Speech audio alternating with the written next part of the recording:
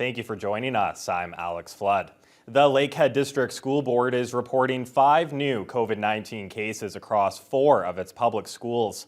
Among the report is 2 cases at Woodcrest Public School and 1 each at École Grand Morgan, Kingsway, and Hammersholt High School. The Catholic District School Board, meanwhile, has confirmed a COVID-19 outbreak at St. Ignatius, as 2 individuals associated with the school have tested positive.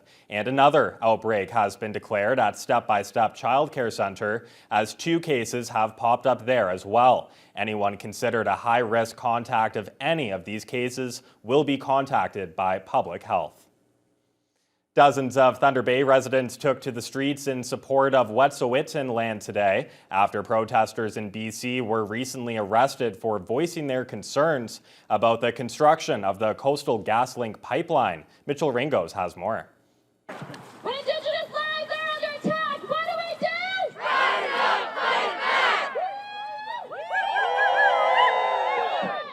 Around 100 people showed up to the rally in March, starting at Waverly Park, to send a message to the government and RCMP that they are going to protect the Wet'suwet'en lands and waters in the face of the Coastal GasLink pipeline project by TC Energy, as the project is in a critical point planning to drill under the sacred headwaters. How do you spell racist?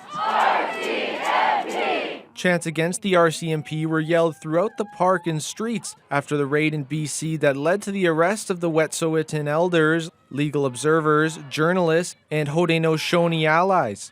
Co-event organizer and elder Mane Shakobe spoke on the government's lack of action.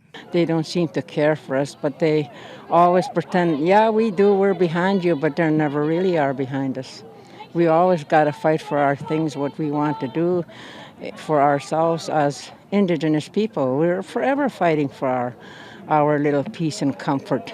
And with the rally chanting their frustrations down Red River Road, we talked to some locals who participated in the march about why they decided to make a stand for the Wet'suwet'en lands and peoples. But I see it as important for me as a white person to just be there to express that discontent with how the Canadian government, or our government, is treating the people who lived here before we did.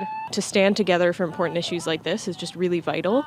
I feel like it doesn't happen enough for stuff that we deal with on the day-to-day basis. So, reconciliation, climate change, our relationship to the environment, it's all part of the same thing. We need a holistic approach to everything, and we got to keep fighting until it becomes part of the mainstream. Mitchell Ringos, TBT News.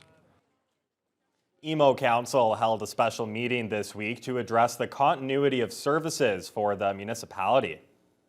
The meeting was only open to the public for a moment before it was moved behind closed doors, but the town's mayor, Harold McQuaker, did confirm the dire situation, which includes senior staff departures and a field visit report from the Ministry of Labor, Training and Skills Development. A job posting to the town's website indicates Emo is looking for both a deputy treasurer and a casual administrative assistant. Attempts to contact the town office were unanswered, but a call to the Township of Mation's clerk confirmed she has temporarily assumed similar duties for Emo. Some crucial discussions continue in Manitouwadge between members of the volunteer fire department and the municipality. It all started earlier this month when the firefighters briefly walked off the job, but after several meetings and a speech during this week's open session of council, it appears things are returning to normal. Adam Riley has the latest.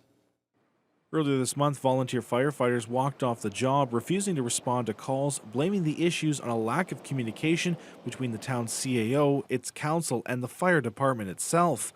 The sudden absence of service left the community of 2,000 relying on Marathon's fire department, located an hour away, to respond to any calls for service.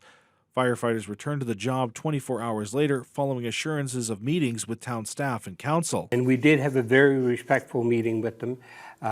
We sat and they had a list of complaints that they wanted to talk about, and we asked them to provide that list to us in writing so that we could look at and maybe correct as many of them as possible before we had our next meeting. However, McEachran says as of Tuesday, no list has been received by the township. The town then suggested an open meeting, which was turned down by the firefighters. One of the known communications issues was based on a lack of communication over the plan to hire a new fire chief. Following the retirement of Owen Cranny, Manitowaj brought in Marathon Fire Chief Earl Gregg in an acting capacity until the search for a new fire chief ends, which McEachern says is almost complete. We also have finished our evaluation of the people that applied for the job, and we're looking very much to pick a successful candidate and hopefully start that sometime, have him in here and working sometime in January. Discussions over the situation continued this week at Wednesday's council meeting during a speech from Councillor Jim Moffat, who praised the efforts of several involved parties, called out social media users in the community, and announced a breakthrough with the firefighters. It is quite unfortunate that some residents of our community have chosen to post criticisms and misinformation through the social media as a means of creating fear and hatred in our community. This is not what we are about. Council and staff have addressed the identified concerns of the fire department and agree to resolve the issues through policy changes and improved communication. In his speech, Moffat noted 8 applications have been received by the township for the position of fire chief, 3 of which had virtual meetings and have been invited for an in-person meeting, where all members of the fire department would be able to meet with the potential chief. A spokesperson for the firefighters was unavailable for an interview, but in a statement called the latest developments a step in the right direction. Adam Riley, TBT News. The Grassy Narrows lawsuit against the province was brought up this week at Queen's Park. During question period, Kuwait-Tanung MPP Saul Mamakwa called on the Ford government to begin working with the First Nation to resolve land protection issues rather than issue mineral exploration permits on Grassy Narrows territorial lands. Last Thursday, the Minister of Northern Development, Mines, Natural Resources and Forestry met with Chief Obister. The chief was there to talk about the mining permits that Ontario issued on the treaty territory of Grassy Narrows without informing the First Nation. At the meeting, the minister refused to discuss the mining issues. Speaker, this is so disrespectful. When will Ontario stop working against Grassy Narrows and work with them to resolve these land protection issues? We will continue to work with ANA to establish a positive relationship and promote reconciliation to ensure the community is appropriately consulted with as we move forward. But as this issue is before the courts, I'm afraid I'm not able to answer any further. In other news across the north, a number of COVID-19 outbreaks in Sault Ste. Marie have brought the city's active case count to 274 as of Friday. The Sault's Health Unit, Algoma Public Health, plans to implement further restrictions for the region as the virus continues to spread across the community. Christian Davino reports.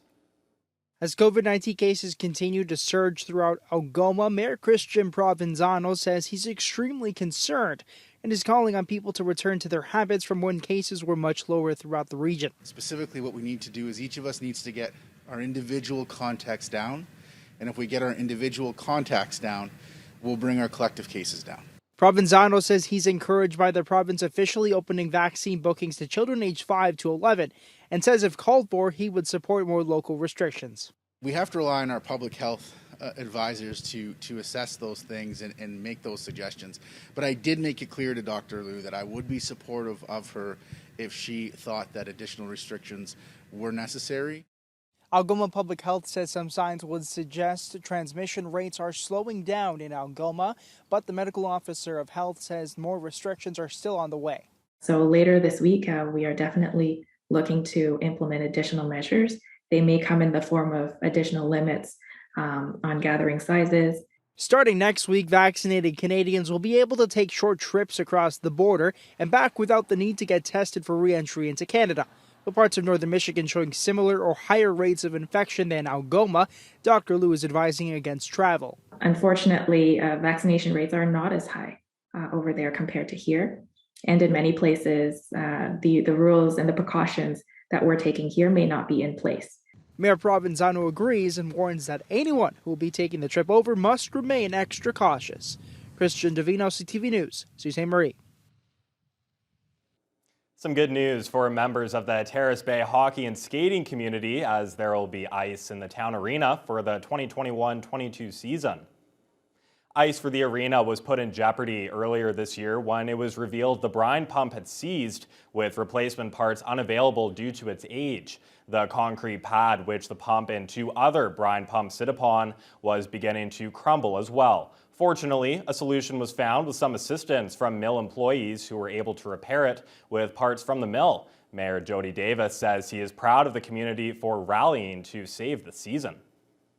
We had a little bit of a problem with the seal, and that's since been replaced, and we're up and running, and now I believe we're now putting ice in the arena. So within 3 weeks we should be skating in the arena, 3rd week in December, pardon me. So a pretty sad situation has turned out through local initiative, thanks to the mill, Burla and their employees that worked, showed the initiative and worked hard to make this happen.